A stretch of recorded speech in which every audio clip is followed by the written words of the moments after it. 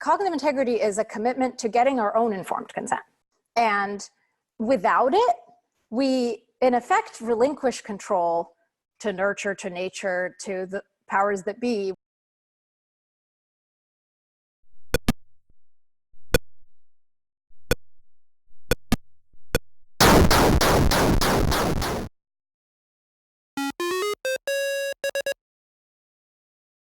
Welcome everyone to Unsafe Space. I'm your host, Carter Laren. I'm joined as always by the bad mama jamma, Keri Smith. Keri, say hi.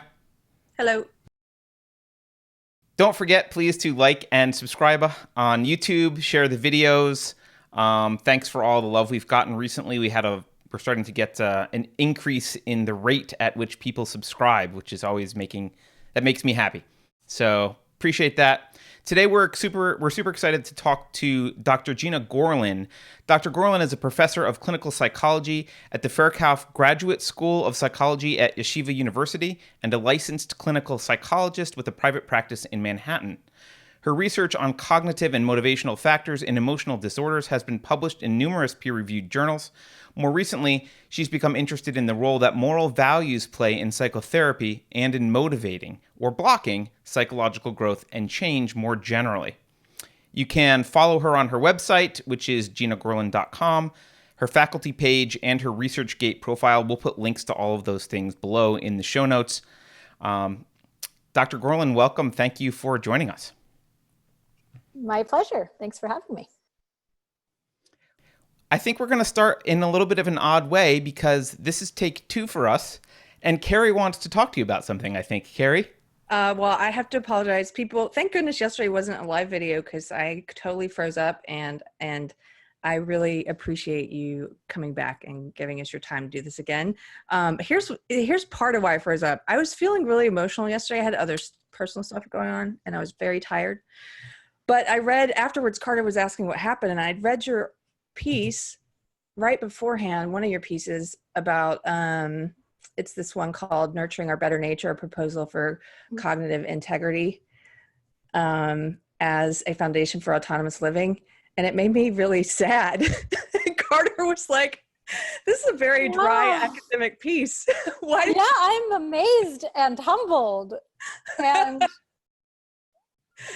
grateful that you engaged with it so fully and personally. And well, yeah, I saw myself in it, and it really just it made me think about the parts about self-deception and putting things off. And then I was telling Carter, I was going to ask, do you have any room in your schedule for a new client? I'm kidding. It's like, but it really, it affected me a little bit, and I really want to talk to you about it. But I appreciate you coming back today when I'm not feeling so weird.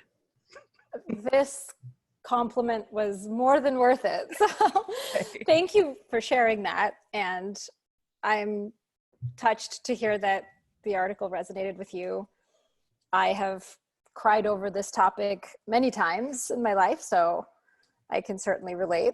And there's certainly plenty of personal misery that's coloring a lot of the background for me and in terms of my interest in this topic. So it warms my heart that it resonated with you.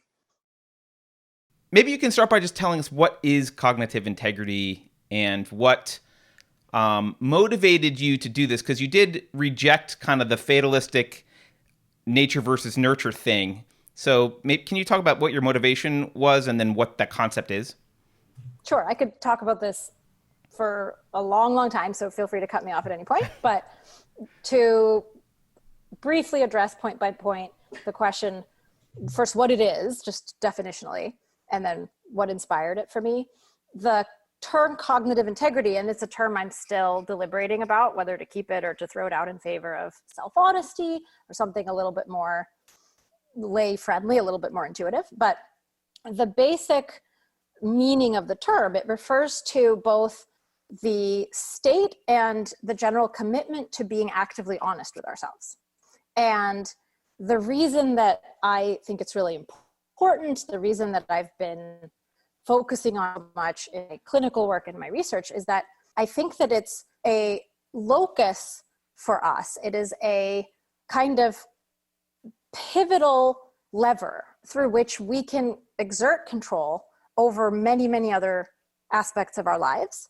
And without it, we, in effect, relinquish control to nurture, to nature, to the powers that be, whether those be our own habits, our own natural, tendencies, proclivities, our biases, the traumas that we've been through in the past, whatever those may be, whatever we've learned, whatever we've ingested from the culture, that without having, in effect, our own informed consent, which is a term we often use in research, right? When we tell a participant who's about to agree to doing a study or an experiment, here's what you're actually signing up for. Here's what it is that you're going to do if you agree to stay, right? That cognitive integrity is a commitment to getting our own informed consent. That's one way that I think we can think about it. It's a commitment to having our eyes open, literally and figuratively, to the full picture of both kind of what are we really thinking, what are we really feeling, what is really motivating us. And based on our knowledge, which can be limited, right? And there can be mistakes that we've made, and we're fallible, we're going to sometimes go wrong, right? Even through our best efforts. But to the best of our knowledge, to the best of our ability in the moment, are we fully being honest with ourselves? Are we fully considering, even, and perhaps especially when it's painful, when it's uncomfortable, when in the moment it has an emotional cost, or we just know that it's going to be really hard and kind of a slog? Even then, are we willing to survey the full landscape of what we really know and base our decisions on that knowledge, versus selectively turn away from or hide from or make excuses or rationalizations about parts of our knowledge that aren't that pleasant, or that we don't want to have to go through the slog of fully identifying, if that makes sense. And and that has a lot of personal resonance for me. To clarify, you kind of categorized three, I don't know if they're called modes of thinking, but kind of three models that we think about. Can you just talk about what they are and how cognitive integrity is different from the other two? Because I think, to me, that's very explanatory to people. Sure. Yeah. So the three modes that I referred to in the paper are, so one is a passive mode. And I think all of us sometimes experience this mode when we're checked out, when we're mind wandering, when we've gotten really absorbed in something and kind of forget to monitor the time, or kind of forget ourselves, in the moment, and we're just sort of being driven by autopilot.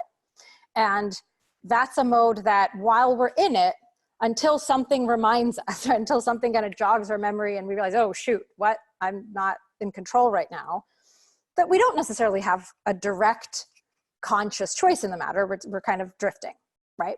So there's the drifting, and there are lots of ways that when we're drifting, we're predictably under the influence of our own habits, our own learning, of the environment, of things people are saying to us, how we feel, and so on, right? Then there's a pair of modes that I have come to call cognition, or like active cognition, or active like thinking, active awareness. On the one side, that's what I think of as that cognitive integrity, that active honesty that I'm promoting. And then on the flip side of that, there's a pretense at active cognition. There's the trying to fake ourselves out, there's kind of an active element to it. Like there's an intentionality to it, like where we're telling ourselves a story, or where we're kind of defensive and we're trying really hard to beat back an argument that is kind of threatening to us, but it's not necessarily, in fact, because we think we're right, or because we think the other argument is wrong, but because it would hurt to have to be wrong, right? But the whole process, it hinges on our own self-deception. As you were mentioning before, it hinges on us convincing ourselves that actually what we want is to know the truth, right? Or like when we tell ourselves a story about why we're too exhausted to go to the gym. I'm choosing personally salient examples here, right? I can relate to that one. I think most of us probably have been there if we've tried to impose fitness goals on ourselves, right? But there's an honest way of deciding that you just don't want to go to the gym, right? You can easily do the inventory of kind of like, okay, like right now, just how tired am I? What is in it for me? Like, and is it really worth, if I skip a day at the gym, yeah, like it's going to be a little harder tomorrow.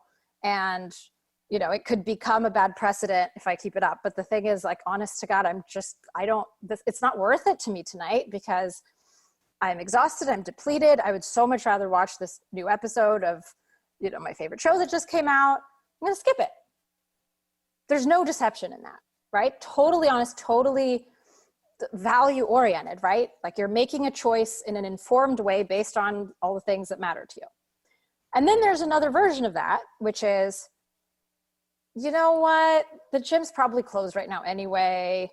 I feel like I've gone there before at this hour and like there was nobody there. They're probably closed. So yeah, I'm just not going to bother because it wouldn't be open. I ate pretty well. And you kind of know better, right? Yeah, go ahead. Yeah. The example that came to mind for me was I hear people sometimes say, and I've said this before, like, I don't want to think about that right now, or I don't want to talk about that right now. And there's two ways that can come from. Sometimes it's because that thing's not a priority. I'm focused on something else and that subject is not important. But other times it comes from like, that makes me uncomfortable and I don't want to think about it and talk about that. And that's the second mode that you're talking about. Yeah. Yeah. And it's subtle sometimes, right? Which is why I'm devoting a lot of my professional effort to helping people identify the difference and helping people to notice and name and monitor these different processes in themselves. Again, largely, I'm utilizing a lot of my clinical experience, but first and foremost, I'm utilizing my own experience because that's really where a lot of my interest in these things started. Is I had to become more honest. Like it was something I had to commit to at a certain point. And my life is really different now because I did that. And I've really experienced firsthand both the cost of not doing that consistently, the ways that it eats at your self-esteem, your self-credibility, your effectiveness over time, because you're working with a deliberately doctored data set, right? Like you're making decisions with incomplete information and with like systematic errors built in, right? And consequences you haven't thought through. But also I have come to appreciate the tremendous healing power and the restorative, almost the tonic kind of nature of really consciously attending to this and being really honest with ourselves about the things that we're dishonest with ourselves about, if that makes sense. And so, yeah, that's a great example where it's just subtle, but kind of learning to listen for it. Yeah. So to use the gym analogy, what about someone who says, honestly, I don't feel like going to the gym today, but I'll go tomorrow. And they truly believe they're going to go tomorrow. Yep. But they're just wrong. Yeah. But they're wrong. That's a great question because that clearly happens. Like we're really bad at what in psychology, what we call affective forecasting, like predicting our own mental states and like how we're going to feel, how much energy we're going to have, like how long things are going to take, right? Into the future. We're so bad at that, which is another way of saying it's really hard to do accurately, right? So we can be totally honest and just really bad at making those predictions. What to me is the crucial difference though, is if we're on this premise of being actively honest with ourselves and we make that mistake, when we see the next day that we got it wrong, right? When we say like, oh, you know what? I don't feel it today any more than I felt it yesterday. And I don't even know what I was thinking. We really take that into account, right? And we inventory that. We take stock of it. We learn from our errors. And that doesn't mean that next time we're going to remember, right? It takes time for this kind of knowledge to really get internalized and for us to assimilate enough data that we can start noticing like the general pattern and that we remember it reliably in different situations. But at least we have a shot at doing that if we honestly attend to and identify the, right? The temptation instead might be to say, whatever, I'll go tomorrow, right? You're just going to do the same thing again. And then we're hopeless. Then it's just going to keep happening. This reminds me of the George Costanza syndrome, right? He says, it's not a lie if you believe it. Yeah. Right? So it's like being a master at self-deception is But that's its a chosen really path. Interesting subject in its own right. And psychologists, philosophers have debated it for centuries. This question of like, can we actually fully believe our own lies? And psychologically, what would that mean and what form would it take? And I think it's complicated. There's a lot to be said about it. But I think part of what's so pernicious and so damaging about self-deception is that we don't fully believe our own lies, at least not at the time. And we're chipping away at our own credibility. And this is a point, again, starting with myself, starting with when about 10 years ago in a tear-stained journal entry, I confessed to myself, like, wait, I am BSing my way through life. Like, I'm totally full of it. Like, I'm telling myself that I like can't get to this article yet that I'm trying to write because like it's just not interesting enough, or because it's not what I really want to do 20 years. But like, that's like, I'm just scared of it, or it's just hard for me. And everything is like that. And the problem is now I can't trust myself. Like, even when I have a good basis for dismissing somebody's criticism, I don't believe myself. Like, I think but maybe I'm just giving myself a story. Like, maybe I'm full of it. And then I go seeking reassurance from other people.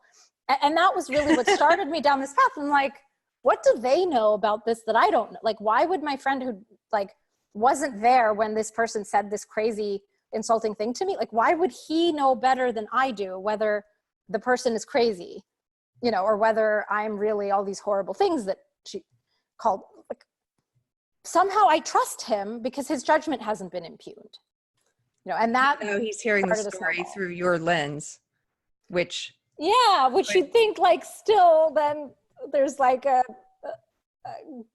suspect. Yeah. There's a bad witness. So I don't know why that's any better.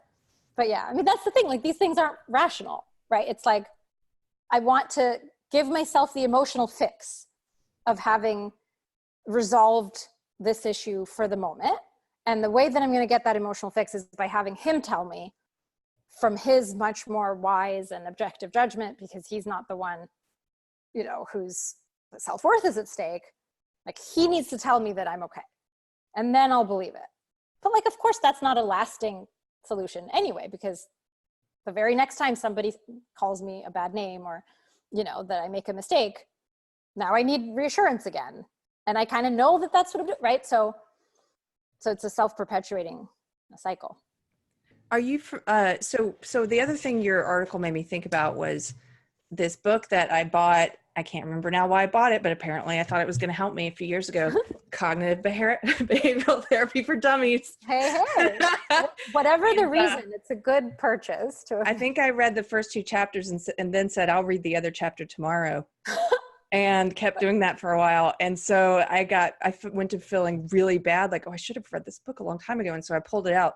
Can you tell people a little bit about, do you practice cognitive behavioral therapy? Can you tell people what it is? Sure. So, yeah, not at all. Yep. So cognitive behavioral therapy, it refers to a broad school of psychotherapy approaches that share a basic core theoretical framework.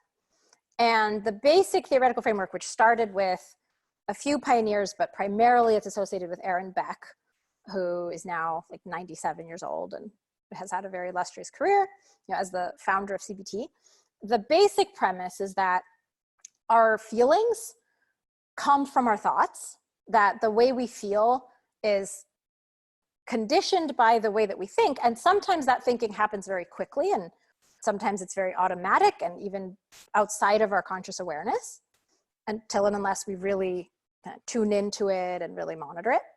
And then our feelings in turn, you know, can affect our behavior, which then reinforces our thinking that then led to the feelings in the first place, and that can create a vicious cycle. But very importantly, what that also means, according to CBT, is that by changing how we think, we can change how we feel. And we can reprogram our emotional reactions over time. And then there are specific techniques and lots of variants of this approach that emphasize different parts. Like, some emphasize the behavior part more, some emphasize the cognition part more, some have original creative ways of approaching one or both of those mechanisms. But the fundamental insight is that our thoughts lead to our feelings, and we can change our thoughts. That makes a lot of sense. And is that, I mean, it almost makes so much sense that I feel like, why is that new? It's a fair question. I'm not trying to be like an ass about it. I'm just like, why is that new? I mean, I'm not going to take offense. I didn't come up with it anyway, right? But it's a totally fair question because in a certain sense, it isn't new. I mean, ideas along these lines have been around at least since Aristotle, as far as I know. In fact, Aristotle had a really detailed, really richly articulated model of how we habituate to certain virtues, to habits of thinking, as well as habits of action and motivation. And he didn't so much attend to the remedial process of how to change our habits when they're not working for us. So in that sense, CBT provides a kind of technology of change that hadn't really been fleshed out before. But the core insights have been around forever. It's just that they hadn't been applied and distilled into a methodology that could both be clinically applied and tested in the laboratory so that we can see how it in fact enacts really powerful changes across a bunch of different problems that we've applied it to. And my understanding is of the types of therapy, CBT is one of the more successful, like clinically demonstrably successful. Nothing. My other understanding is that nothing is great, but it's better than the others. Yeah. Is that wrong? You're summing up the literature pretty nicely. So with the caveat that there are real debates about this, about the claim that CBT has won the contest. In fact, that claim as such is way overstated, partly because it's confounded by the fact that CBT practitioners and scholars have generally been much more interested in empirical testing and validation of the sort that kind of counts for purposes of peer-reviewed journals and grant funding and publicity in our culture than the kinds of validation that other therapeutic approaches and advocates are more interested in. So those who practice more traditional talk therapies, those who do what's called psychodynamic therapy or more interpersonal, more insight-oriented therapies, there are lots of differences in the theoretical, but there are also lots of similarities, some of which are hard to track because different terms get used, but there are definite differences. But the challenging thing is that some of those differences are methodological, and not just in terms of how you do the therapy, but how you validate it. Like, how do you know that it's right? How do you know that it's working for a particular person? Or how do you know that what's working for this person generalizes to other people with similar problems? Or how do you even define what a problem is? And so it's really hard to compare apples and oranges, partly because these therapies are after different things. So CBT traditionally, although this is really changing right now, but traditionally it's had a real focus on symptom reduction because it's easy to measure whether someone's symptoms got reduced on a questionnaire, right? That is standardized, multiple choice, everybody takes it. It's the same set of questions. So you can very easily do a statistical test to see, did the people that we assigned to the CBT group go down in their average depression score to a larger extent than people in the control group or people in the talk therapy group or whatever, right? And so partly because of that interest in empirical validation, CBT traditionally has been much more narrowly focused on like getting rid of problems, whereas there's much more of a focus in what are called these insight-oriented or psychodynamic therapies on building self-knowledge, building insight, building self-awareness, and creating a certain kind of connection and creating a certain kind of qualitative experience of meaning in life, things that are much harder to measure in a standardized way, right? And so this is just giving you guys a taste of the raging controversies in my field with respect to even just the question of like which therapies are more effective for what. Though CBT certainly has had its in terms of able to really make consistent changes for a lot of people in a lot of different studies and with different research designs. So maybe it will have a positive impact on other modes of therapy in that it will inspire some more empirical and measurable data collection. It's already doing that. Okay. I feel like most people go to therapy though, to really get over issues that are actually measurable. It seems like not a lot of people that I know are like, I'm going to therapy because I want whatever the terms To you said, understand myself. generalized knowledge and like whatever. Like people are You'd be like, oh, surprised. I've got an issue. So I'm going, really? I think actually, yeah, people go for both. And I was just thinking as you were saying that, it's probably depending on the person and where they're at, a different type of therapy would be better for them. Because I know a lot of friends and myself included who I'm old enough where I've gotten to the point where I think I have a pretty good grasp on what my issues are. I could tell you, I have some pretty great insight, so much so that sometimes people are like, you know, everything that's wrong with you, why don't you do anything about it? Yeah. Which is a really common experience for people coming out of a few years of psychoanalysis or a few years of insight-oriented therapy. It's like, okay, I know myself about as well as anybody could know anybody, but I'm just so miserable. So like, now what?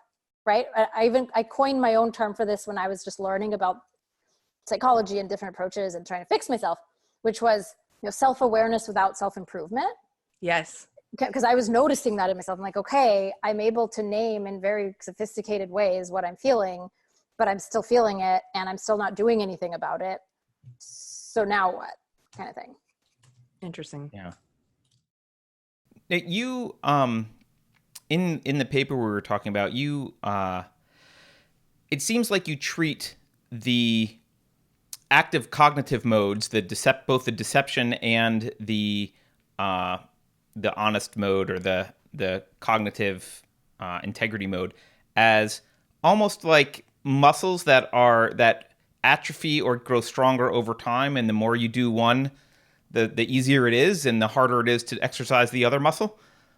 Is that an accurate summation of how you look at that? Yeah, I think there's a lot right about that metaphor. And I use it sometimes with clients, not just about specifically the cognitive integrity muscle, but generally about mental habits of thinking a certain way, of acting on a certain perspective, that definitely get stronger with use and weaker with disuse. So I think the analogy goes a pretty long way. I think there's certain ways that the analogy can break down if we take it too literally, right? Because in fact, we do have a choice about whether to engage our full, honest, present moment awareness, even if we haven't been doing that systematically, right? And that's one of the major ways that I think this can be a therapeutic tool and a tool for self-change, because it's never really fully dependent upon our past experience and what we've practiced. It's like a way out of a lot of those bad habits. Always open is kind of what you're saying. Don't get me wrong. It can be so much harder. It can be more painful. It can be more difficult. It can be harder to even catch the opportunities to do it and to see the value in doing it. It can be so, like, the emotional cost and the immediate threat associated with really honestly facing certain things can be so much easier to see, right? And so much more intense and salient to us than the vague, distant future potential that we might have for leading some sort of different kind of life that we have no idea what it'll look like yet, because it doesn't exist yet, right? And it's so uncertain and it's so much farther out in the future. So that's to paint a picture of just how hard it can be. But even then, we can do it. And I would argue, and this is really, I think, one of the most controversial points that I'm pushing for, we can also see the value in doing it.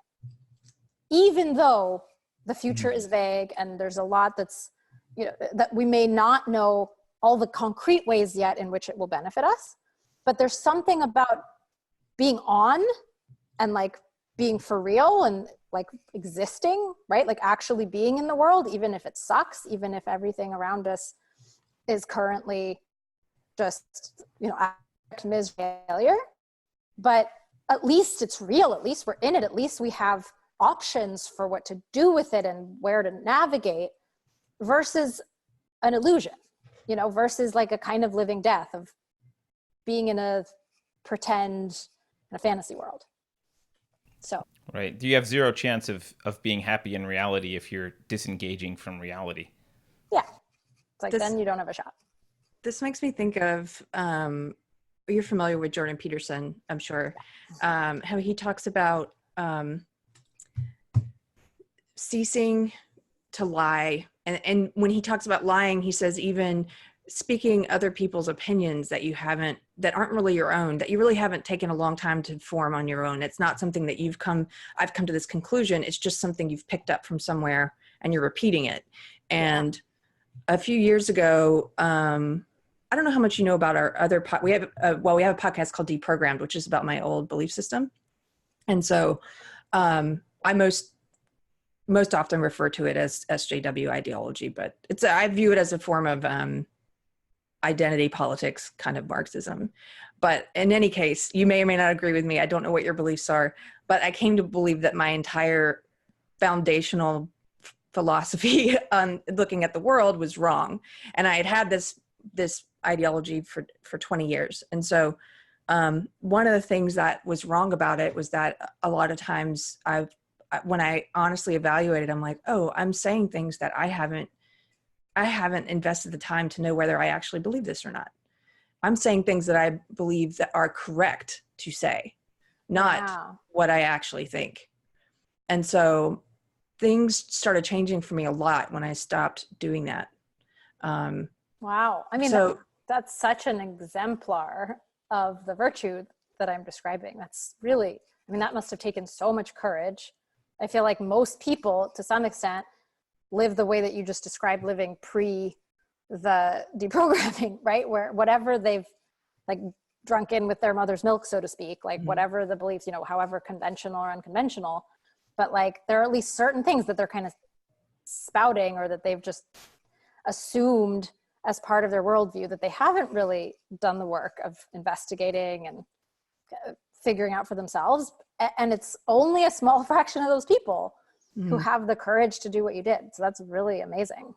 And thank you. I think what's interesting to me is that transformation and belief, it's taken a couple years and I'm still in some type, I don't know where I'm going, doctor, but and that's okay.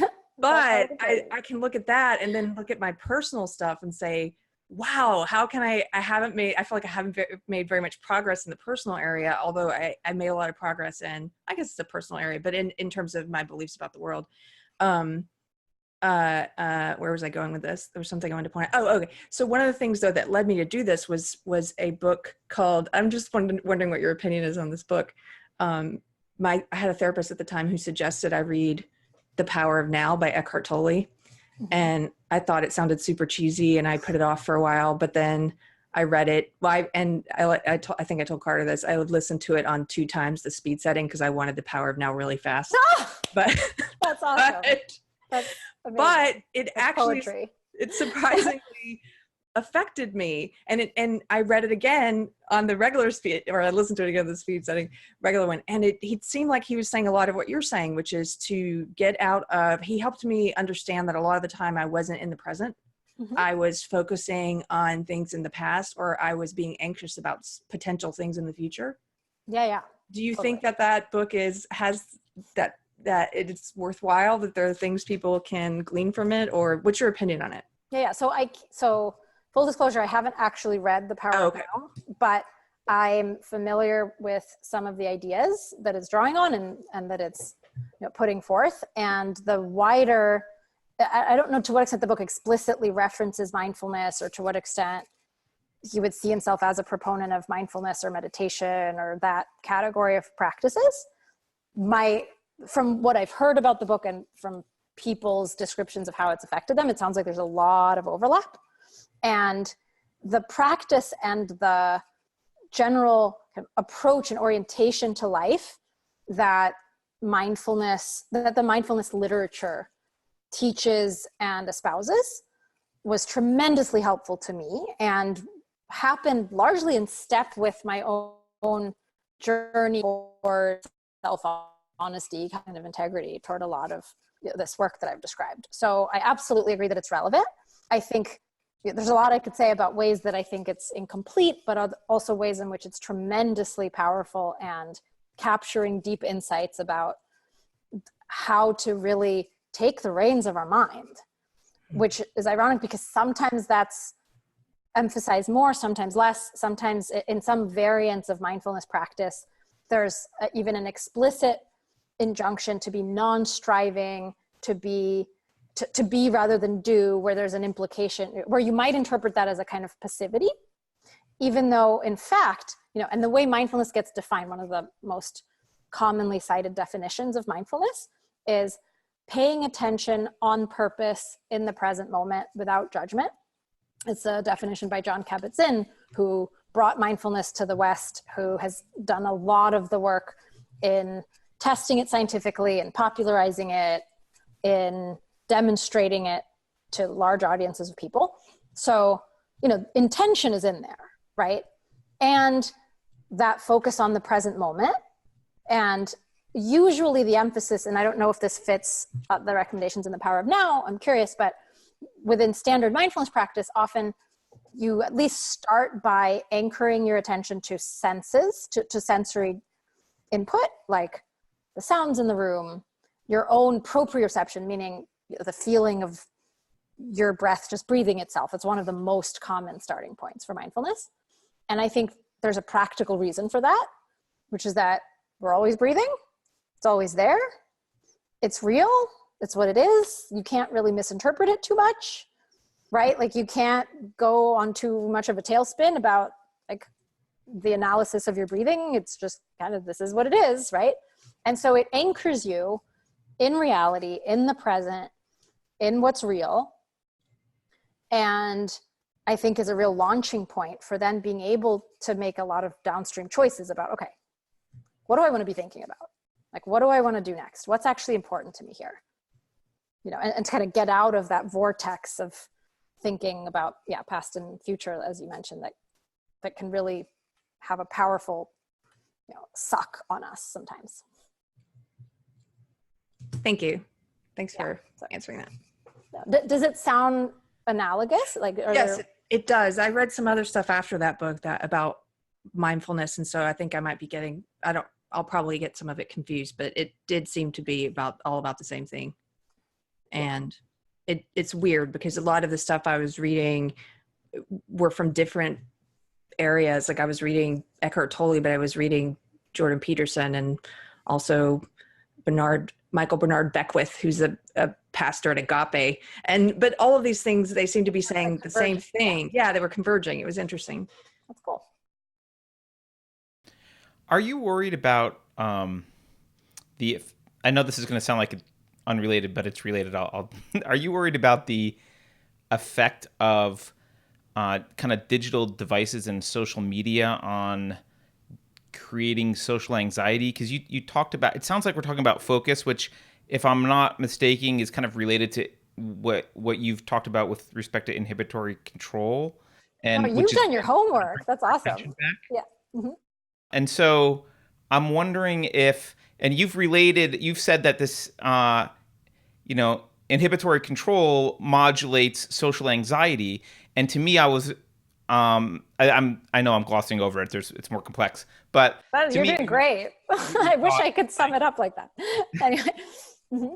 I'm immediately thinking like, okay, there's a lot. I don't want to take away free will because certainly you have the choice whether or not to respond to the Facebook notifications all the time. But there's certainly more temptation. And if we're going to use the analogy of the muscle atrophying or getting stronger, in the face of this more temptation, if you continually indulge in it, it seems like it would get harder to focus. And it seems like that might be then correlated to social anxiety. Mm-hmm. Am I putting those pieces together correctly? Correctly. I mean, there's a whole line of research. There's tons of ongoing, debate and empirical work happening to answer just those very questions. So I don't want to make a blanket statement. Oh yeah, it's what you said, or it's not what you said. No, I mean, like, am I thinking about it in the proper way? I guess is my question. Yeah, I mean, I think what you're saying is very plausible, and there's some evidence suggests that at least sometimes that is happening, something like that is happening, that with certain kinds of social media use that do pull for a kind of almost addictive, indiscriminate clicking and, and autopilot reactivity mode, right? That I think we've all experienced at least on occasion, and we know what we're talking about. And especially to the extent that someone's vulnerable to that, that someone already has some difficulties with sustaining attention or inhibiting impulses, etc., that can certainly create further negative loops, right? That it can create a vicious cycle of unhelpful habits, and that it can make it harder to pull ourselves out of that autopilot mode and really make front end conscious decisions about what we're doing. But I also want to say that it really depends on how you're using the technology, right? And in fact, some of the most widely available mindfulness interventions are app-based interventions that have really increased the reach of a lot of these tools, right? So, and on Facebook, you'll often find ads for Headspace and for a lot of these different exercises that you can find on the internet, that if you choose to utilize that technology in a purposeful way, it's way better than not having that technology, right? If you didn't have a smartphone, you also wouldn't have access, at least certainly not such ready access, to tons and tons of guided meditation practices that you can just, press play at a moment's notice wherever you are. So I think technology is a weapon of good or ill, just like any other tool. And often it does work against us, but I think if we're creative about it, we can very much use it in our favor. Yeah, I'm not suggesting that we should be Luddites. I guess a more practical question would be, how do you approach social media, and how would you recommend people approach it? Because questions potentially. There's a danger there, it seems like. Yeah, I mean, I'm a work in progress in that regard, as in many others. I could answer the question about how I currently approach it. I could answer the more, optimistic question of how one could ideally approach it. But I think maybe both are helpful, because in fact, it's not that easy to get to the ideal. So I would say in my particular case, this isn't an optimal solution necessarily, but I have naturally limited my exposure to certain social media outlets, partly to avoid this whole rabbit hole. So I'm not really on Twitter. I think I have 3 tweets total to my name to date. And that's something I actually, I want to re-engage. I want to actually, there are real benefits to becoming more active on social media. But right now I haven't cracked for myself the challenge of how to do that in a way that's going to be more constructive than destructive. And I do think that there are better ways, even if I haven't managed to implement and to choose the ones that were going to work for me the best. I think, there's everything from, there are actual, I'm sure you guys, have heard variants of like tools that allow you to limit how, like during what times of day you can even access certain sites, right? Like you can make Facebook be off limits to you from 9 to 5 or from, 9 to 9 or after half an hour, or whatever it may be. There are lots and lots of different tools like that exist that allow you to exert your own proactive control over your stimuli. And of course, there are lots of more low-tech ways to do that too, where you develop a regimen, you develop a hygiene of only spending half an hour a day or only when you're in a certain place at a certain time, just like we do with sleep, with eating, with any part of our life where we have habits that are either working for us or against us, and where there are context cues and there are muscle-like, associations that we form that we can really train up for ourselves in a way that helps us, right, rather than hurts us. And so with the internet too, it's a matter of really being intentional about when you're dishing it out, so to speak, when you're letting yourself go into that rabbit hole so that you're getting the value from it, but on your own terms. Even if that means you have an alarm that goes off after half an hour and then you have to close Facebook or whatever it may be. I need a tiger that that comes in and will eat me. It's like a kind of one-time solution. But I like the Threaten drama. me. Yes. Threaten to eat you. Yes, threaten to eat me. Well, but it has to be real. Maybe it needs to draw blood. If the threat is empty, it may not work. That's true. I mean, and this kind of, for me, comes full circle in terms of why I'm promoting cognitive integrity as this real foundation for change.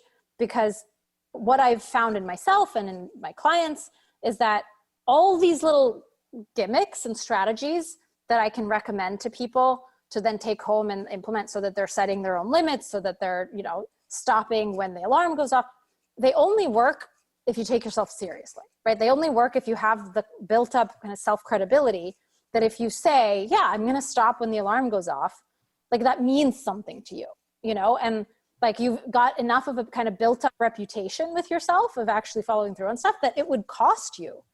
It would be this loss of, just like, if you have earned someone's business and they like you and they're a loyal customer and they keep coming back, like you really don't want to let them down. Like you want to keep them satisfied, right? So they'll continue, so that you can kind of maintain this reputation that you've built and worked for. I think it's the same with ourselves.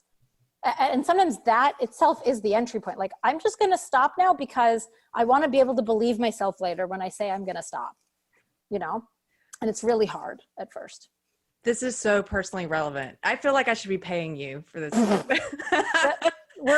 I'm getting plenty of value back for your really insightful questions. So yeah, because that's really funny. I've described, I've actually said these words out loud in the past. It's been a while, but I remember saying, like, it's much easier.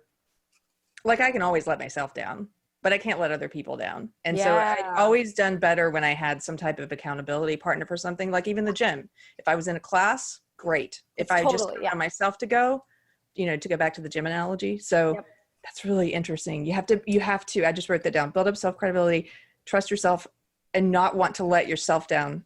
That's amazing. Because you're right. I mean, I think it's near universal what you're describing, that we have a much easier time letting ourselves down than letting other people down. Right. And it's sort of ironic because ultimately, like, whose fate is going to matter more to us than our own, right? And whose fate are we more in charge of, right? It's like, if we let someone else down, whatever, they just go find a new friend, right? They just don't deal with us the next time, or, they get someone else to do it. But if we let ourselves down, like, we're stuck with ourselves.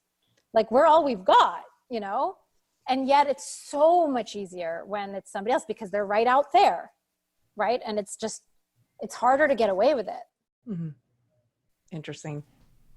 Yeah. I do feel like we could have a 4-hour therapy discussion. Hey, this is what I live for. So bring it on. But I don't want to run out of time. And there is something that we want to talk about that we told you we were going to talk about. Oh, wait, one more quick thing. If you don't, okay. Before we transition, one more last thing. Because I wrote this down. I thought this was important. In that first paper, we were talking about how you said that, because often I think we think of ourselves, our personality, our behaviors, our characteristics as a combination of nature versus nurture. So biology, and then how we're raised, right? And you were saying, I think even in the opening abstract or the paragraph, that 40 to 60% of our character traits are determined by something other than determined. Is determined the right word? Or is somehow it's a product of something else. And that was shocking to me, because it seems like a large percentage, up to 40 or 60% not being determined necessarily, right, or dictated by biology or environment. And so I just really appreciated how you pointed out that can lock people, if you believe that all of that stuff is determined in advance, that it can lock you into bad habits that you have, or it can lock you into this thinking of these are things I can't change about myself. This is just who I am. Yeah, it can be a self-fulfilling prophecy. Yeah, totally. And I see that in people and in myself all the time. And even in what we're about to talk about, this next topic. So my old belief system, he and I have talked about a lot. It's all based on putting people in identity groups. And then everything is viewed through this lens of everything is a struggle for power, and your power is determined by what group you're in. And so one of these groups this group that's evolved is if you have some type of mental health issue, it's viewed as part of your identity and people will wear it like a badge. Yeah. And I think that's really destructive, because I see a lot of people in my old belief system who walk around as if that is something to be proud of, not something to be overcome. It's like, I am, I have depression and anxiety, and they view it as just period. That is who I am. It's like, that is not who you are. Like, certainly doesn't have to be, right? Yeah. Right. I don't think it has to be. So I thought that was just, 40 to 60% kind of blew my mind. Not being determined by biology or environment. And we know that from the behavior geneticists, right? Like, that research has been done by the people whose job it is to try to parse out the contributions of nature and nurture, who do really rigorous twin designs and adoption studies, and now, genome-wide, complicated kind of molecular genetic studies where they're parsing the genome into 1 million little snips and seeing what correlates with what. And they've been really rigorous in trying to understand the contributions of these different factors, and they haven't been able to explain 40 to 60%. And that's been for some in the field, that's kind of a bugaboo, like, is it really just all of this is just noise, or all of this is just chance? Like, this is so lame, that we can't explain more of human behavior. But for some, and this is what inspired me to join this initiative, this Genetics and Human Agency project funded by the Templeton Foundation, that really put this forth as a research question.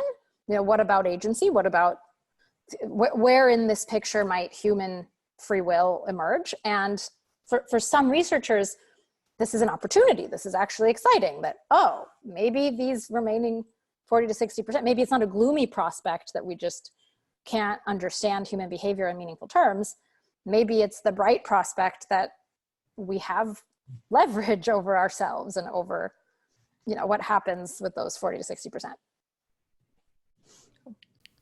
Yeah, what struck me when I read that part, just the beginning of your paper, that part of your paper was, I've never been a determinist. I've believed in free will, I'm pretty sure, my entire life. Maybe there was a time when I was young when I haven't, but and I've also been, we've interviewed behavioral geneticists, and like I've talked to people who've looked at this, and I've read some material, and it seems like maybe more in the past this was the case, but there's been the behavioral essentialists and the genetic essentialists, and I never realized that left no room for anything else. I never stepped back and went, well, wait a minute, if it's that and that, where's free will?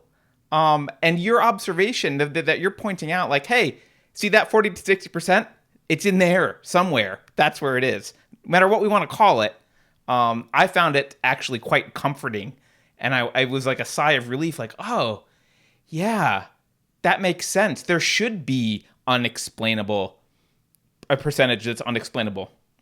No, absolutely. Though without going into the technical aspects, which I only half understand myself, I do want to say we're looking at the prediction of behavior at very different levels of analysis here.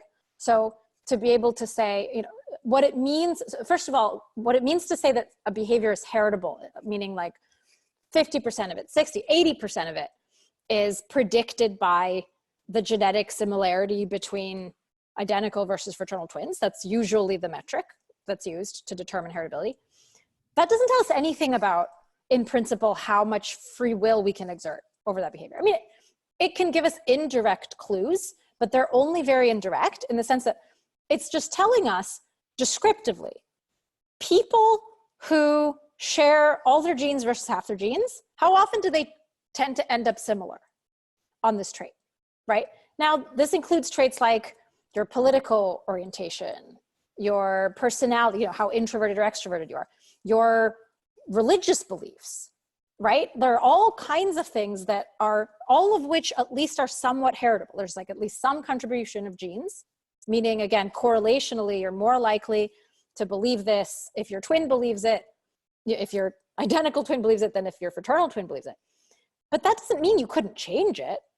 And that doesn't mean that in a different culture that encourages more active, independent thinking about that type of issue, that it actually wouldn't be less heritable, right? Sometimes what we find is actually that heritability differs depending on the cultural context. That for example, which is right. So this is not this like static fixed value that tells us by the nature of this behavior, it is determined 40%. We don't know anything about what's determined by what based on these findings. They're all correlational. And they could all be different depending on what people do differently, that then suddenly makes that, trait or that behavior much more variable or much more subject to control or less subject to control. Height is much more heritable in countries with better nutrition than countries in worse nutrition. Meaning there's a lot more variability in how tall you get that has nothing to do with your genes.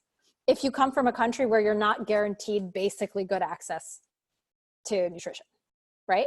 IQ is more heritable in more educated families, meaning something like that you reach whatever your potential might be more consistently, more reliably when you're given lots of resources and you're at a good school and you're encouraged to study and all that. Whereas in a family, in an environment where the resources aren't as kind of set for you, there's a lot more variability depending on what you do, what classes you end up in, who you talk to, right? So heritability is not itself a kind of fixed quotient, and the same can be said for the 40 to 60%. Like maybe we're just not explaining it because, we're not kind of looking in the right places for that heritability, or because there are just other factors we haven't measured, right? That we have free will, I don't think is dependent on any of the particular correlational findings that we get from this. Does that make sense? Even though I do think it's an important observation to make. Yeah, no, it does make sense, and I think it's a super important point to bring out, because I'm hearing you very clearly say that a tendency in outcome may be a predisposition, it may be lots of things, but it's not necessarily deterministic, and it doesn't mean there's not other factors like free will that can come in and change it. So I think that makes a lot of sense. I want to say something interesting. We may or may not, you can cut this out if you want to. Carter and I were just talking before you came on about, I have a friend who's an atheist who doesn't believe in free will. I'm so glad you're bringing this up, by the way, Keri. That I was thinking it in my head. I'm like, I hope Keri mentions the determinist. Well, we were just talking about him because, Carter's an atheist, but he does believe in free will. This guy, I can't really wrap my head around it. We've had conversations before. We keep having the same philosophical conversation where he basically believes that there's a biological or environmental reason for everything. So I would ask him, okay, what if he doesn't believe in evil? He believes that eventually science is going to help us understand what we call evil, and you could take a pill and cure it or something. I don't know. So I'm like, so what about this nanny in New York that killed the kids that were in her charge? It was a horrible story. This happened a few years ago. She was just, her trial just happened this past year. And like, you look at something like that, that is evil. Like, she behaved in an evil way. That's the way I view that. He thinks that there is something that we don't understand yet about her brain chemistry that at some point in the future that compelled her to act in that way, that will be able to correct things like that. And so there's nothing we do. I've asked him, well, what about, you're talking about people choosing to change their behavior, right? So what about an addict who chooses to get sober? He believes there's something in their biology that has compelled them to get sober, but not another person. They're not actually choosing to get sober. They're compelled to do it. Mm-hmm. I don't understand that belief. Yeah, obviously, as someone who also doesn't share that view, mm-hmm. I have a much easier time resonating with your confusion. But it's a really common belief that he's describing. It's very widespread in the sciences. It's held by probably the majority, certainly the plurality of scholars who are doing work today in academia. I would say in most of the hard sciences where there's even this issue raised, obviously biology, but also neuroscience and biochemistry and genetics and and medicine, like more theoretical medicine, in social scientific fields, like obviously psychology and sociology. I mean, this is held by the majority of scholars. Either, I've actually heard the numbers broken down from surveys of hard determinist versus soft determinist versus quote libertarian, or like more, one might call self-determinist kinds of perspectives. And what you're describing sounds to me like a hard determinist view, that literally all of our behavior boils down to like specific biological pushes, or pulls on us. There's a compatibilist or soft determinist view, which is held by probably a solid minority of academics, though not quite as many as will believe in the hard determinist view that you're describing. The soft determinists believe a softer version of that, which is something like, yeah, everything has a cause. If we had total omniscience, then we would be able to predict perfectly what someone's going to do. But that's sort of beside the point, because in fact, in our lived day-to-day experience, like, of course we make choices, and of course we have, beliefs that we act on, and, we deliberate. And there's a difference between a decision that you make deliberatively versus a decision that you make impulsively. And that's like a real meaningful thing. So there are definitely people, like, that's not a crazy view to have in academia. Notice it's still determinism, but it's like a softened version, right? Where we can allow for both of these things. It's really rare to find, quote unquote, a libertarian, like somebody who actually thinks that we choose between alternatives and that it could turn out more than one way, depending on what we choose. That is the controversial view. Wow, that's the controversial view. Oh yeah. But see, that runs counter to what we were talking about with believing that your behavior is within your control and you can change it. Yeah, so I'm one of those rare people, to be clear. I'm one of those weirdos who is a self-determinist, incompatibilist, et cetera, right? So I'm with you on that. But it's interesting, I think, because some of the core assumptions of the determinist view are really entrenched in our thinking, especially in the scientific establishment, and have real compelling elements to them. So because, for example, the belief in causality, like the belief in non-magic, the belief that like the world can be understood, that it is natural, that most mysteries turn out to have real explanations if we look deeply enough and if we really probe, so the scientific mindset, right, tends to go hand in hand with the belief that therefore we can't be an exception, that we are also caused, that there must be a prior cause for every effect.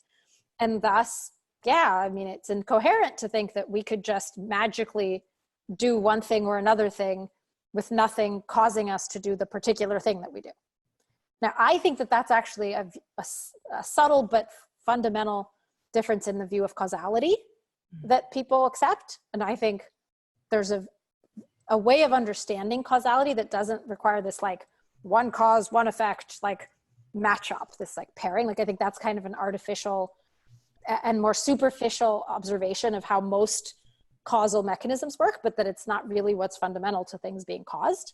Like I think it's kind of things acting in a certain way because of the way that they are, and not in some like crazy magical way. And the way that we are is that we have this cognitive apparatus that can deliberate and that can choose between alternatives. And I think that that's irreducible. I think that's part of our nature. It's part of our natural, evolved, even if you want, biological state, that we have a brain and we have a mind and we have a set of characteristics such that we're able to, and in fact, we kind of have to, we have no choice but to make choices. It's the way that we're built. So, but that's a very different account than you get from even most people. Again, the very few people, at least in academia, who would make a case for free will. So it's fascinating to me because the determinist view, especially the hard determinist view, always leaves me with this immense sense of demotivation. Like, well, why would you have an entire field of therapy and psychology if, like, who cares? If you're really a determinist, why aren't you just crawl up in the corner and die? Like, what? So determinists have an answer to that. A threat. What motivation do you have to do anything? And I know that's not an argument. It's just my personal. That's what I'm struck with when I hear that. And yet, and I know that there are a lot of determinists. I always question whether they're actually determinists or whether they like professing to be determinists, because I would argue their behavior suggests that they're not actually determinists. It's just their words. Yeah. So what's really interesting is that many determinists who really think about this explicitly and write about it, they have an answer to your question about like what motivates you and like how do you get up in the morning. The common response, I don't know how universal it is, but that's commonly given by determinists who think of this is, it's good to believe in free will. Like, we're not saying you shouldn't believe in it. By all means, believe in it. In fact, empirically, people who believe in free will do better than people who don't believe in free will. So like that in itself seems to be a positive influence on people. So yeah, by all means, go ahead and assume that you're free, act like you're free, knock yourself out, like, seek rewards when you do something good, like seek punishments when you do something good. Sure. It's all, in fact, fake and BS, because we know that nature just can't possibly work, but it's fine. We can act as if. Isn't that a self-admission that they're evil? Because that seems like we know that this belief is good, but we're going to spend our life telling you that it's not real. But it's good. It's almost like it's self-admission that, like, they're sadists.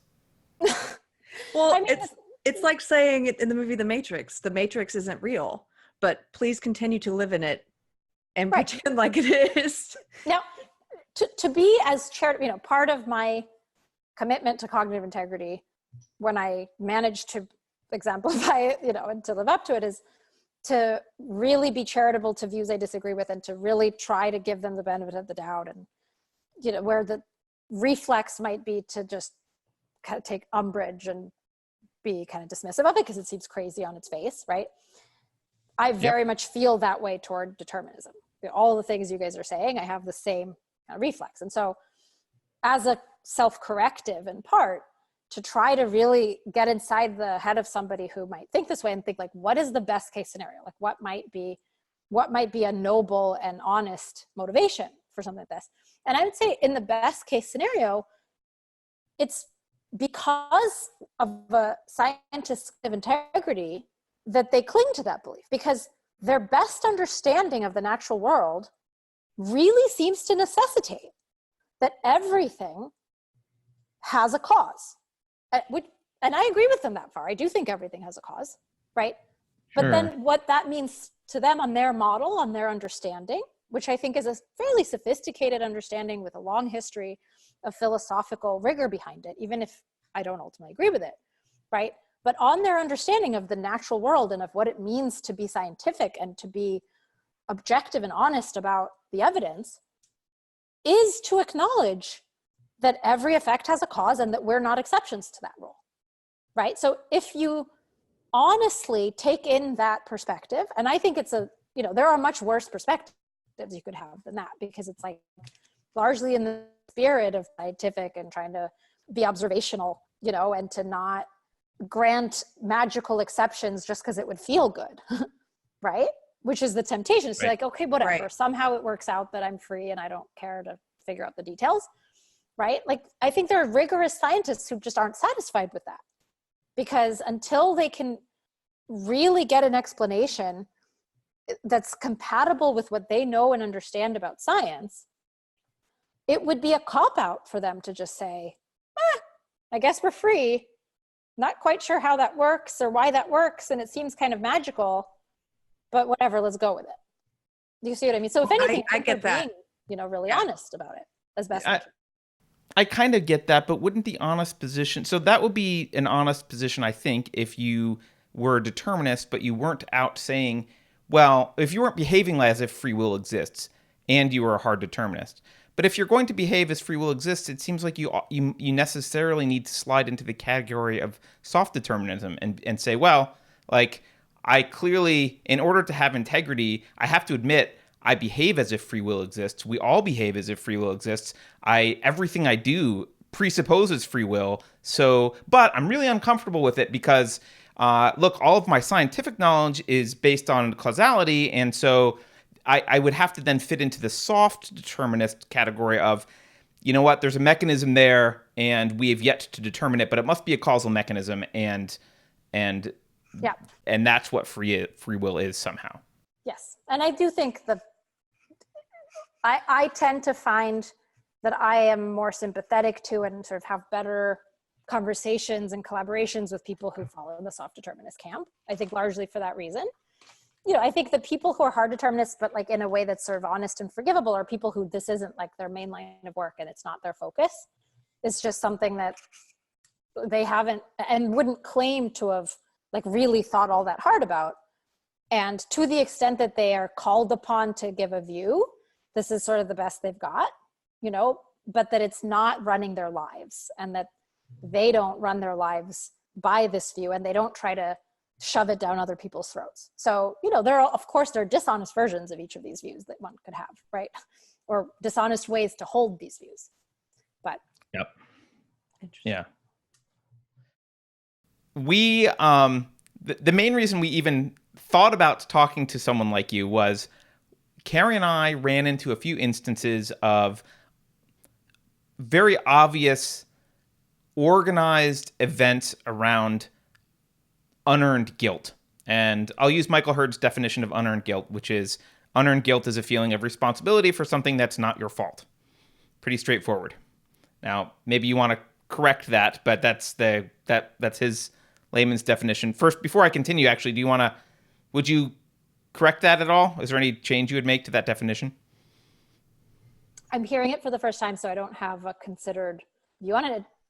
It strikes me as plausible, though I'd have to think through whether it's really kind of getting at the right level of specificity, and because it seems a little layperson-y to me. Yeah, but it's fine. I think it's a good working definition. Yeah. Okay, so I know that this concept exists across the political spectrum, but we first noticed it in specifically the radical social justice left. At least we've seen it more prominently in the radical social justice left. It's not the first time I've seen it. But the few things that we saw, I'll read out some events to you just so in case you're not aware.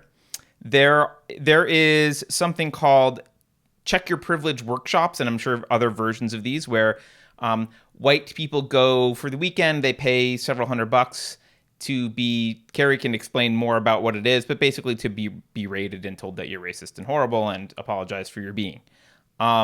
There's a lighter version of that by one of the founders is Saira Rao, who's very active on Twitter. I know you're not on Twitter much, but very active social justice warrior. She has a thing called Race to Dinner. Similarly, you invite people of color to your house and they berate you, and they're very explicit on the website. We're not here to make you feel good. We're here to like make you feel bad. You're here to shut up and sit in your. So this is my old belief system, and it's very common, as Carter said. My experience with it is more anecdotal than his. Because I've been to similar things, although not one of these explicitly. Mm-hmm. I went to some of the early ones when I first got into this belief system 20 years ago, but I know women that go to them and they're like, they're literally being told, as you said, like the dinner one, you are going to sit in the pain and discomfort of women of color, and we're not here to experience your white female tears, and it's time for you to shut up and blah blah blah. And I know women that have gone to these and they pay good money. They're expensive workshops. Wow. And it's a good way. I mean, I kind of view it as snake oil in a way, because you're selling this sort of absolution from this thing that this person thinks is a sin in a way, or some kind of guilt. Am I explaining it right, Carter?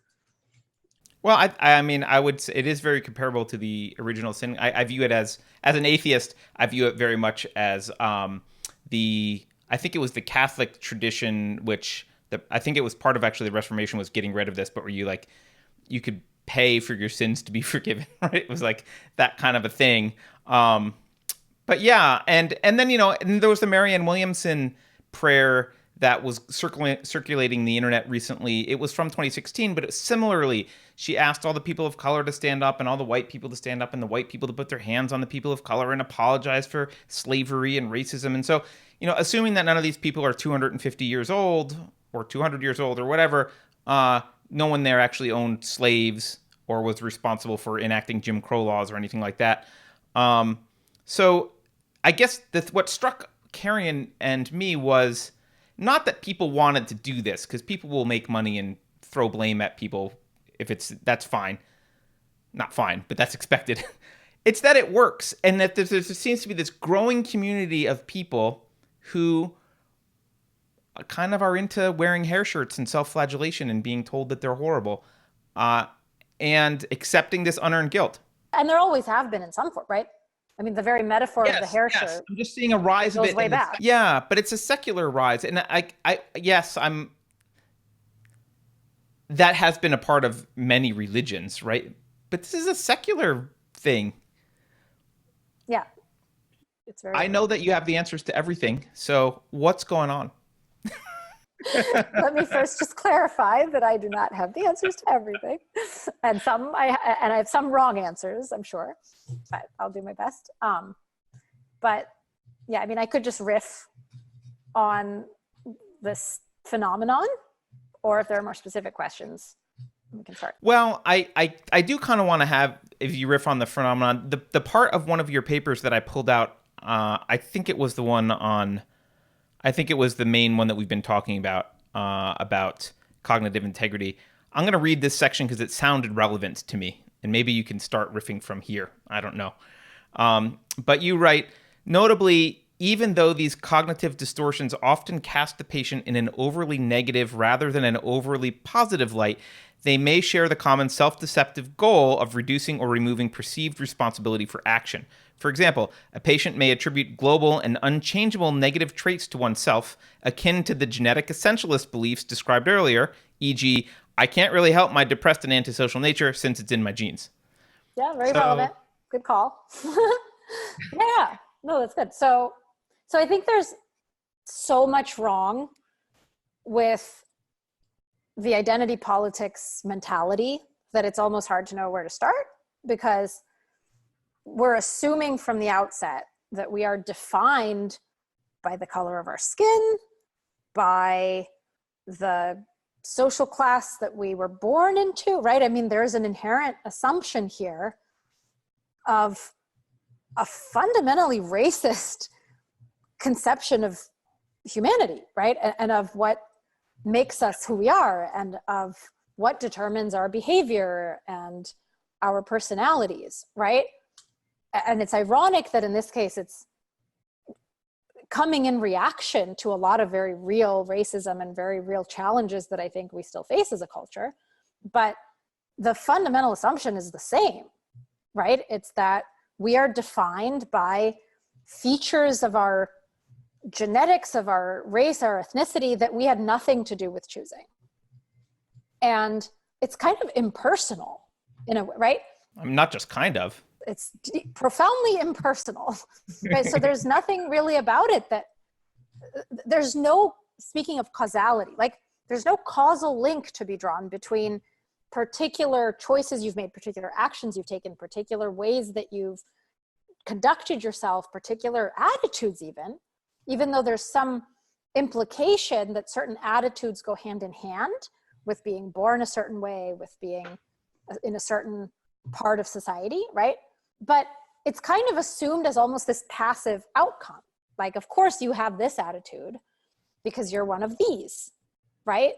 And so it's hard to seek absolution. I mean, for that matter, it's hard to either avoid sin or seek absolution for sin when the sin has in effect nothing to do with you, right? Like nothing to do with things that you actually choose.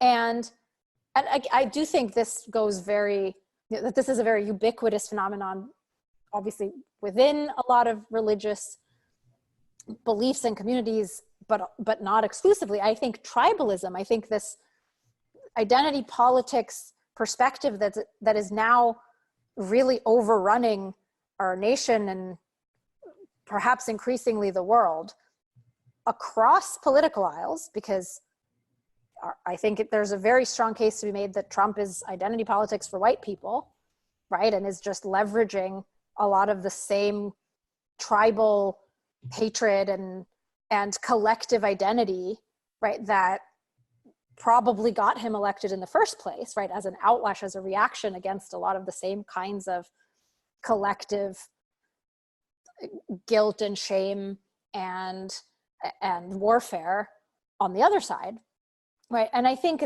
there's a common denominator to all of these ideologies, right, which is that your moral status and your identity as a person has to do with something other than you, right? It doesn't matter. Sometimes it has to do with God and with the sins of your fathers, and sometimes it has to, and God is the one who determines and who has set into place a certain code of ethics that predates you and has nothing to do with your life and what you want and what matters to you, but is just there as a source of judgment and condemnation, right? And atonement as like a way to purchase self-esteem, in effect, kind of arbitrarily by meeting someone else's dictates.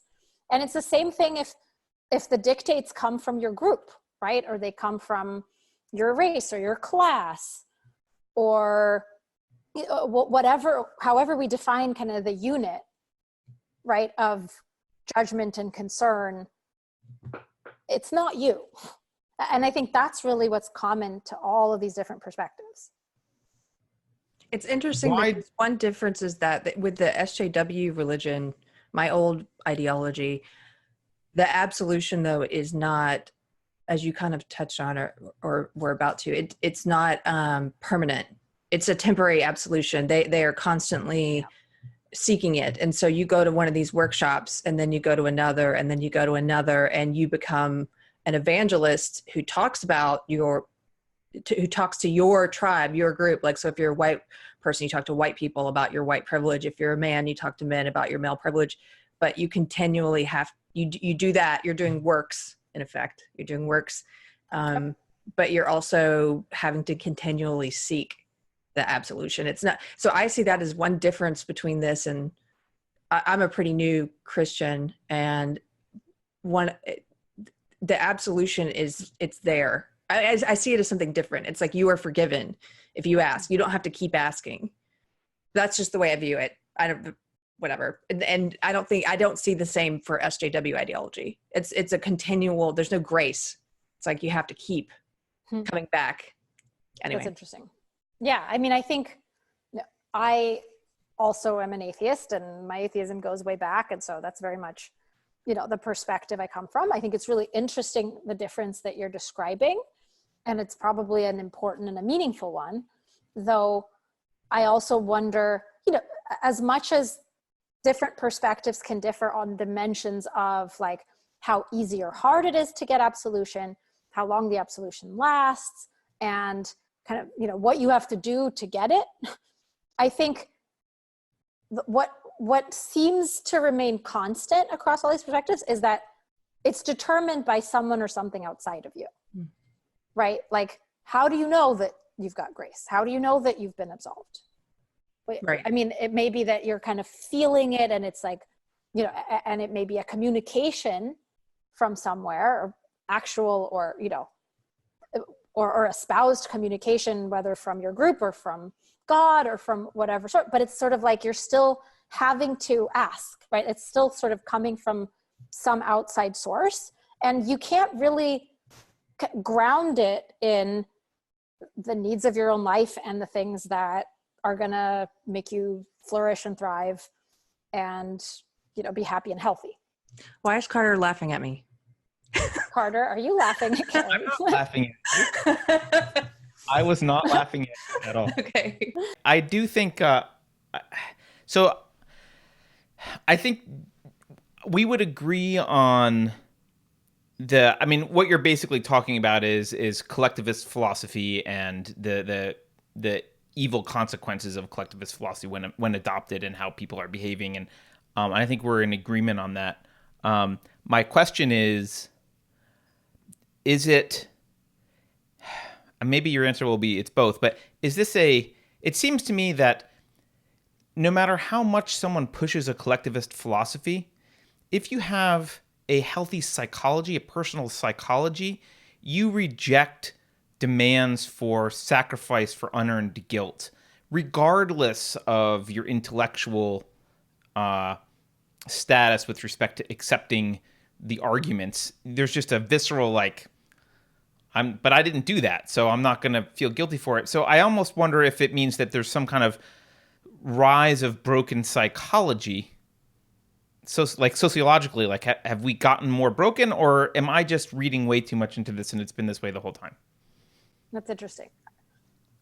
It's very hard for me to say empirically, how have people changed or how have psychologies gotten better or worse? That's always a really complex question to try to answer. And there's tons of factors to try to tease apart. And we'd need longitudinal studies that used similar measures pre and right. It's actually it's right. tough to know those, especially over a fairly short historical time scale. But I think we can make observations and we can notice patterns in the culture. And I would say, so I think I partly agree. It may turn out that I fully agree. I'm not sure. I at least partly agree with what you were saying earlier about people's own psychological health really influencing their susceptibility, their vulnerability to certain kinds of manipulative attempts to get things from them through guilt and to guilt them into, making arbitrary concessions or paying money for absolution, or whatever the case may be. So I think there's something very right about that. I think it also, though, it does depend on the ideas that people accept and whether they endorse the guilt. Because in some cases, it's an honestly held, deep down, sincere belief that somebody has, for example, that in order to be a good person, you need to really care for your fellow human beings, right? And there's something about that, I think there's a lot about that that's plausible and that's pulling at benevolence and goodwill and genuinely positive, traits in human beings. We value each other. Other humans offer tremendous spiritual and practical value in our lives, and we have empathy, and we don't want to see people needlessly suffer. We certainly, it's healthy for us to be repelled by injustice, right? When we really see injustice happening and to want to do something about it. I think race is a really complicated area because there still, in fact, observably are real ways that some people, whether as women, whether as, minorities of various sorts, that they do still get the brunt of implicit biases and, presumptions that are widespread in the culture that do make life harder for them, and that isn't fair, that isn't just, and that there still are real problems to be solved. And I think that people with the very best and the most honest of intentions may really want to think hard about, okay, how do I make sure that I'm not letting my implicit biases interfere with how I treat my colleagues? And sometimes that may mean overcompensating and kind of swinging too far in the other direction. And sometimes, I've struggled with this. Like if I have a colleague of color, or if I notice myself sometimes like someone who is of Asian descent, or someone, where I know that I have certain very, uninformed, very kind of quick and dirty, impulsive biases that can color what I expect of those people and, how I interact with them. And I sometimes find myself trying really hard to overcome that. And sometimes I swing too far. where I'm too nice in a way that's sort of artificial and insincere and comes across as condescending, or even just from the other side as a woman trying to be really assertive and making sure that I'm not, just kowtowing and that I'm negotiating and standing up for my, rights, that sometimes I take that too far and I get aggressive. And then I kind of get back and go, that wasn't called for, and it's actually really hard to navigate these issues and to be really thoughtful about them. And people can have false views that are reasonable to have. People can falsely believe, and partly that may be because of really bad ideas in the culture that weren't well-intentioned in their origins, perhaps, but that have trickled down and that have filtered into the culture that in ways that make it really hard to kind of even notice their influence, and where they're packaged in with things that are good, like not wanting to hurt innocent people, wanting to be just, right? Gets packaged in with assuming that people of color inherently have had it worse than you and that you owe them something. And it can be really, because there are elements of that. Like, yeah, I'm sure I've sometimes kind of flinched when I've walked down the street and seen a bunch of Black men walking in the other direction, where I wouldn't have flinched if it were a bunch of white men, and I'm sure there have been things like that. So in that sense, you could plausibly make the case that I've sort of been complicit, and I think partly being a really conscientious person can make you more prone sometimes to taking on unearned guilt in cases where you can plausibly see some responsibility, where you could plausibly see yourself making certain changes and taking more ownership than you have. So I think there can be very virtuous motivations actually for getting sucked in to what I do think objectively is a really bad, really, unhealthy, really unjust reverse racism, what you're describing.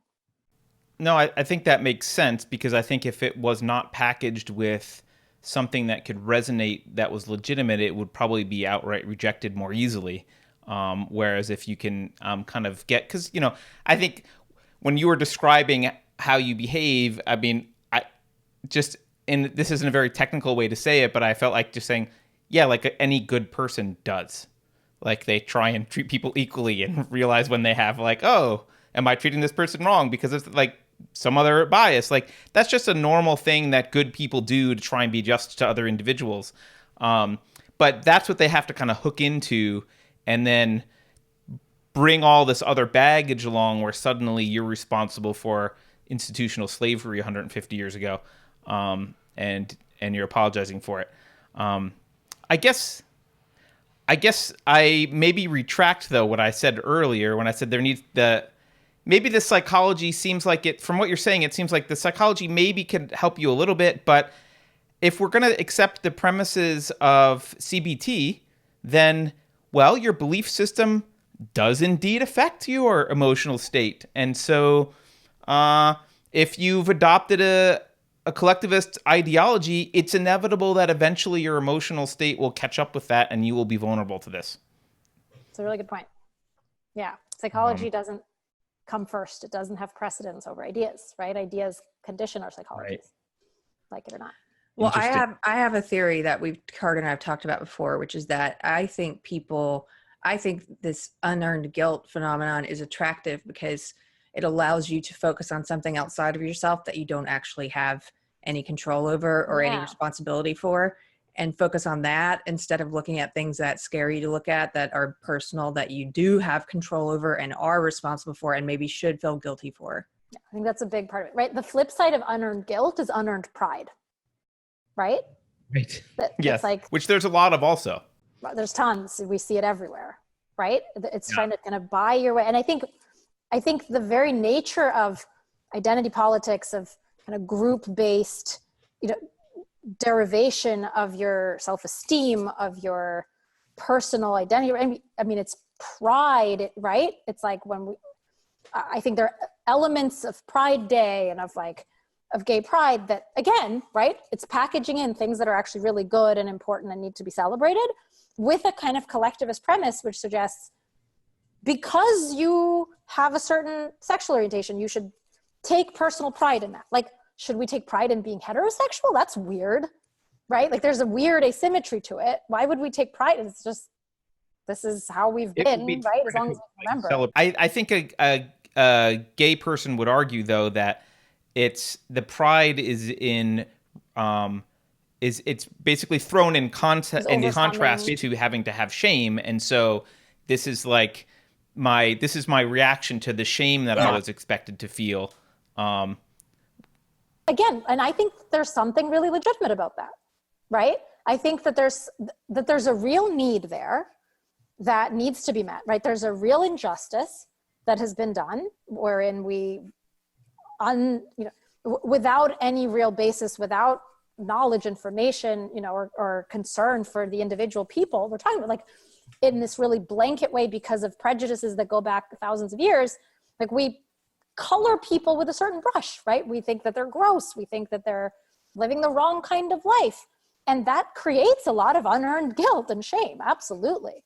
Right. And so this is an attempt to remediate that. This is an attempt to actually help people overcome what has been a real source of injustice and a real source of psychological distress that wasn't earned and isn't fair.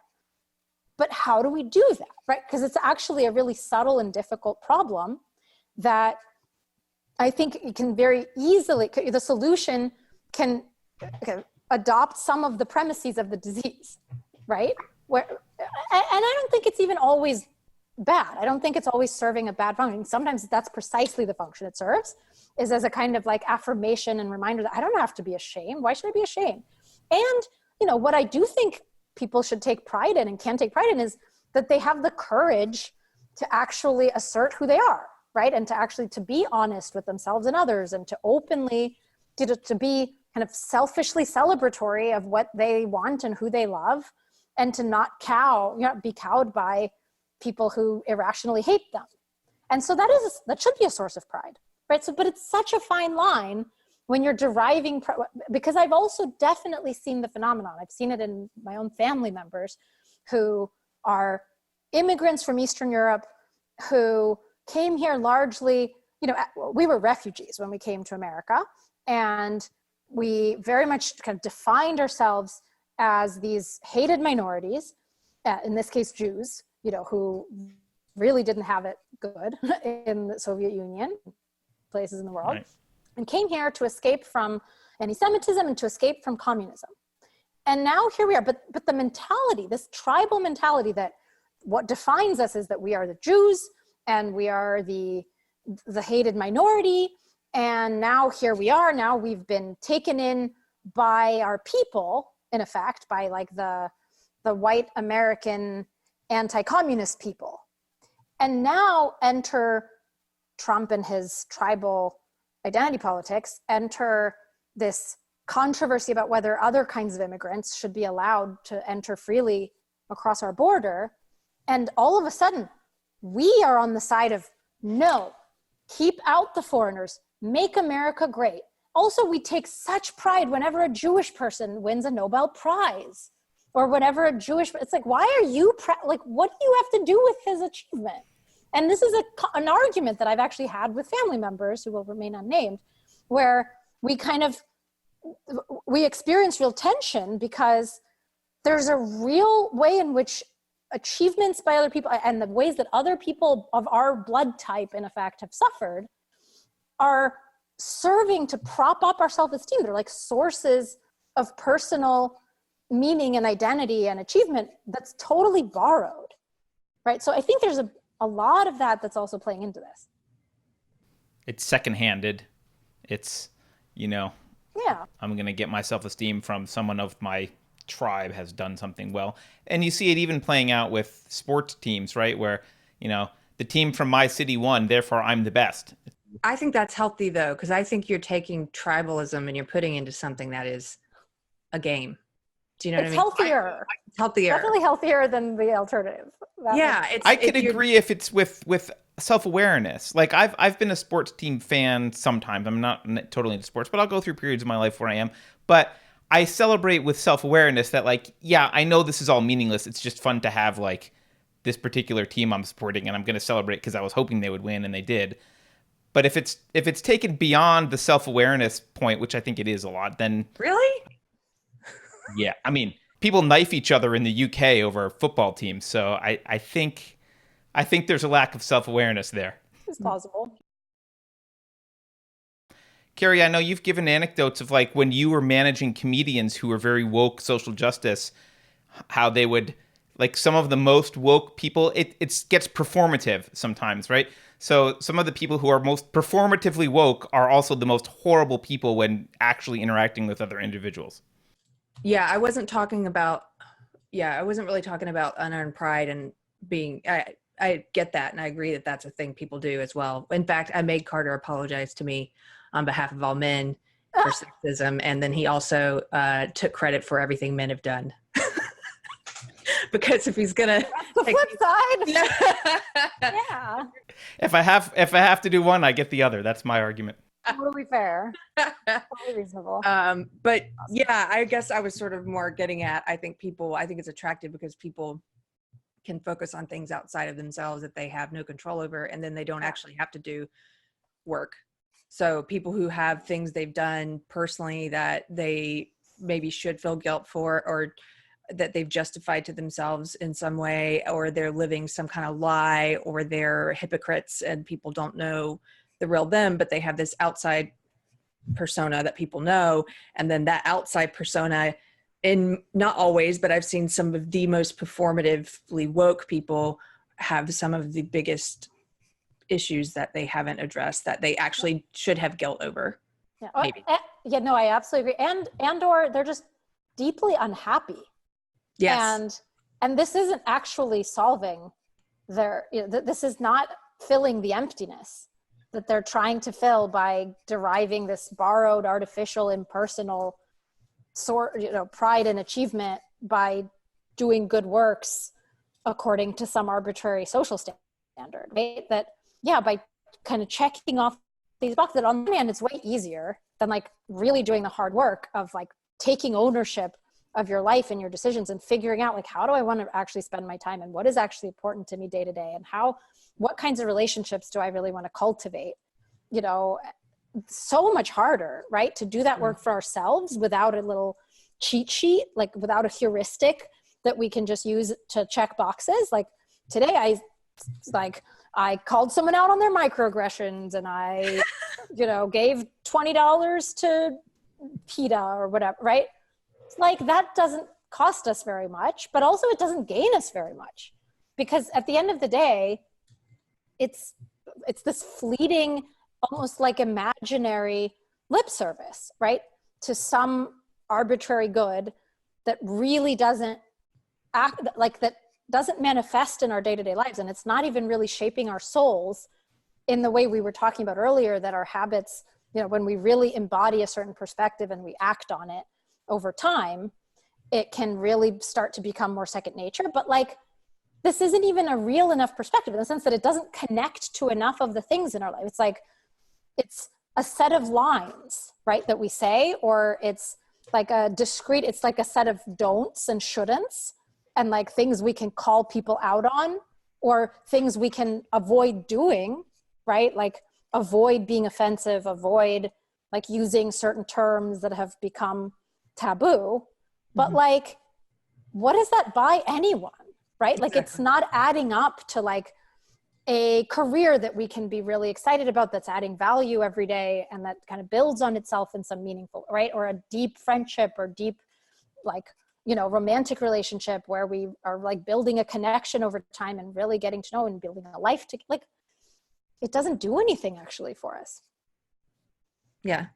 And in fact, most of those, again, anecdotally, I would say, I think a lot of times those friendships you have when you're performing like that are transactional friendships, and they're not actually the type of friends. It's I like to say SJWs don't have friends, they have allies. As soon as you no longer share the belief system, it's like, goodbye. I think, and I've seen that with a lot of belief systems that function in this way, including what I would say are, belief systems that have a lot of value, depending, how you interact with them and how you interpret them, especially ones that aren't in the mainstream, where there's a certain culture that, or subculture that grows around that belief system, where you're kind of like deriving this sense of kind of false self-esteem. You're like, it's like a quick fix, right? It's like meaning the illusion of a lot of friendship, of a lot of like validation, that you're like this important person in the world that's offering all this value, but like all of it is kind of a cheap trick, you know? And I've seen it in lots of different contexts on every side of, you know, the political aisle. So I read that you used to be an opera singer. In training. I used to be an opera singer in training. I don't think it would be fair to call me an actual opera singer. That's really interesting. I used to live with one of my best friends was an opera singer. I lived with 2 opera singers in college. I'm just curious how you made that jump to what you're doing now. Well, I was deeply indecisive as well.